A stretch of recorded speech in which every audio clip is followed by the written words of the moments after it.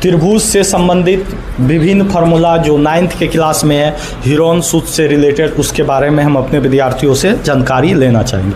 सबसे बोलिए पहले आप, समकोण त्रिभुज में कर्ण बराबर क्या होता है?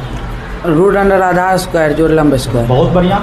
लंब बराबर क्या होता है? रूट अंडर कर्ण स्क्वायर माइनस आधार स्क्वायर। बहुत बढ़िया। आधार बराबर क्या होता है? रूट अंडर कर्ण स्क्वायर माइनस लंब स्क्वायर। बहुत बढ़िया। समकोण त्रिभुज का क्षेत्रफल क्या होगा? 1/2 गुना आधार गुना ऊंचाई। ठीक है।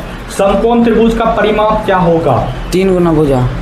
3 गुना भुजा नहीं होगा। तीनों भुजाओं का योग। तीनों भुजाओं का योग। बहुत बढ़िया। अब एक इसमें आता है समबाहु त्रिभुज। समबाहु त्रिभुज का क्षेत्रफल क्या होता है? रूट अंडर 3/4 गुना भुजा स्क्वायर। बहुत बढ़िया। समबाहु त्रिभुज का विकर्ण क्या होता है? रूट अंडर 3/3 इंटू भुजा। रूट अंडर 3 इंटू भुजा। 3 इंटू भुजा। ठीक है। समबाहु त्रिभुज का परिमाप क्या होता है? 3 गुना भुजा। 3 गुना सब परिमाप 3 गुना भुजा। और विकर्ण रूट अंडर 3 इंटू ए गुना ए। ठीक है। ए को भुजा ही बोला जाता है। ठीक है। आगे पूछते हैं, हीरोन सूत्र क्या होता है? Root under S into S minus A into S minus B into S क्या होता है? एस भुजा। भुजा नहीं होता है, एस अर्ध परिमाप होता है। और एस का सूत्र बोलिए। a+b+c/2। ठीक है। इसमें एक और आ जाता है चतुर्भुज।